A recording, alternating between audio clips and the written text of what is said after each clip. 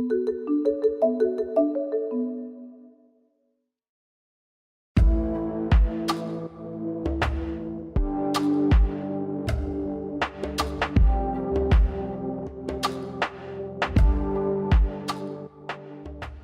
is Jonatan van Hove. I'm a Belgian game developer living in Iceland now.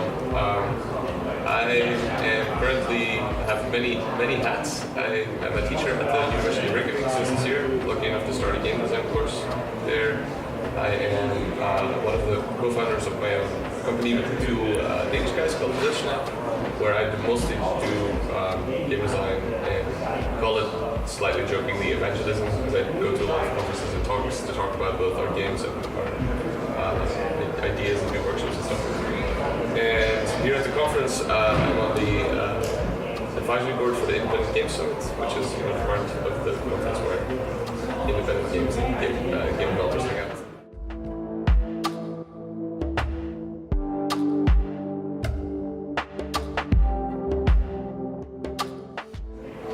All three of us in Lichtenstein are pretty big dreamers. Like we really like to make new experiences and try to figure out both like what the technology allows, but also what like new things we can do in the physical or social space. We were doing this kind of right before VR became like room scale VR became a thing, and we were doing stuff with mobile phones and accelerometers and gyroscopes and lots of experiments. It's a little bit reminds me of what we did as students, because as students you're not too worried about the markets and you're like motivated by curiosity and exploration. And it's definitely a dream for us to get back to that at some point, to have the either financial stability that we don't have to constantly worry about the thing we're making, is it going to sell. I think what it would be for us, it would be more curious, more experimental, more artistic by some measure, I think, as well.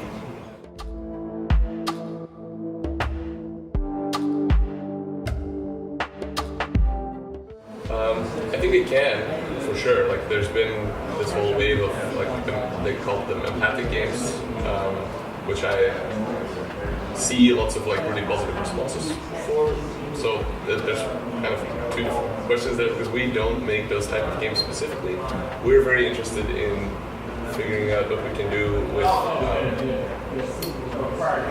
game mechanics, not the story of the game. Most of our games almost don't really have a story other than the story of the people who played the game. Like, the experiences they had is what we want to focus on and enable them to have. So we made a team building game, kind of, like something inspired by a team building exercise into a computer game where players have to shout in real meat space commands at each other to overcome challenges. And I mean, I wouldn't go as far as to say that changed people, but for a lot of people that was an interesting, a really interesting experience they wanted to do more of. Sort of like the positive things from a team building exercise done in a more casual setting. I mean, the argument has been made by academics better than I can make it, but the whole, there's two layers of stories. There's the story of the story that's in the game, the stuff that we would put in there. Oh, it's about my mother, and but there's also the story of the player who doesn't think. I jumped on the crate and I shot the enemy in this particular way. That's also the story, and we like those second stories more. We like, in our game, it's about telling people to turn in place a certain amount of degrees, or like turn all the way behind you and stuff, and they'd be telling stories afterwards to their friends about like, I yelled behind you, or I said 90 degrees right, and she went left, and it was like, oh, big mess, and then we died. And those are the stories that come out of our games, and I do think they have an effect on people. They haven't done the math on how big. But yeah, that's why we like to put people in different experiences, and we absolutely include the social space and the relationships between people in our games, even with single player games. We try to give them stuff to talk about.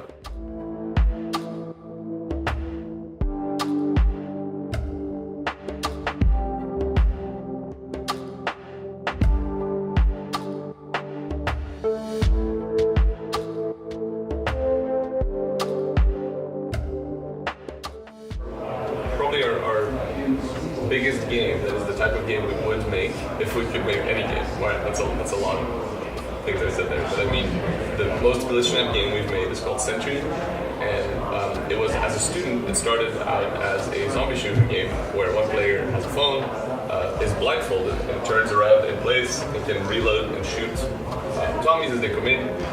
they were originally just white spheres, and I made them zombies because that was obvious, and it was a shotgun because you could do the shake motion, you could detect the shake motion really well with the phone, so it felt.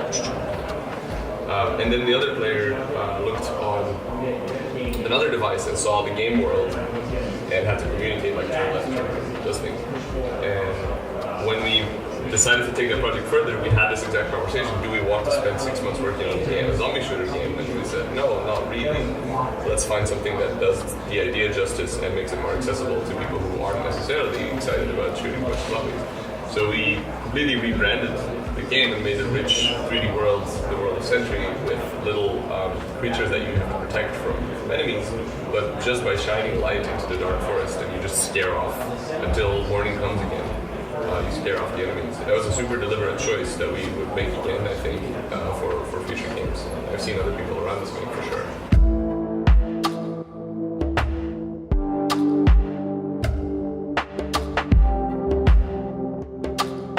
A part of it is the zombie cliche, a part of it is not being different, but it's definitely, like, I am very excited of moving away from most stigma that exists around games, and violence is a really big one.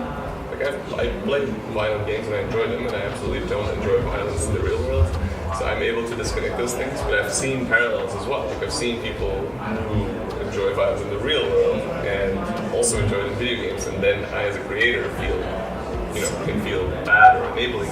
And if I can remove it and still be successful or still achieve the things I want to achieve, then that seems like an easy choice to me.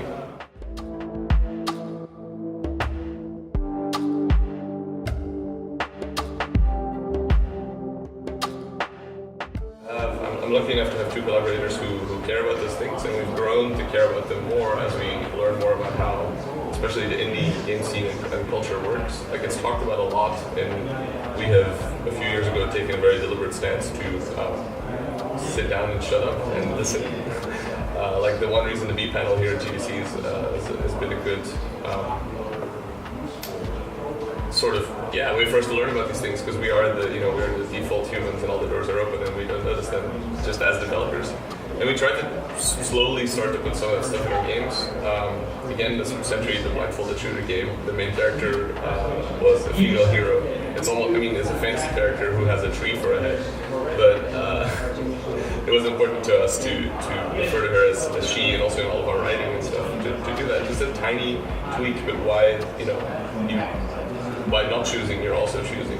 Or by not thinking about it critically, you're still making a choice. So we decided to spend 5 minutes, and we were like, can we make a review? And we're like, yeah, sure. So what I think the coolest thing to work on in games, and I see a lot of people share the same, is to increase the amount of experiences we can have as humans. And the problem with following the market is that it is safer and better to build upon prior. So what I would think we would see, and we see when it is the case, when it does happen, when governments create funding and stuff, we see the stuff that comes out of there is way more creative, way more out there, way more fragile and vulnerable, often fails because it is in a unexplored territory. But I think as both as humans and as game players and designers, we'll be better for it.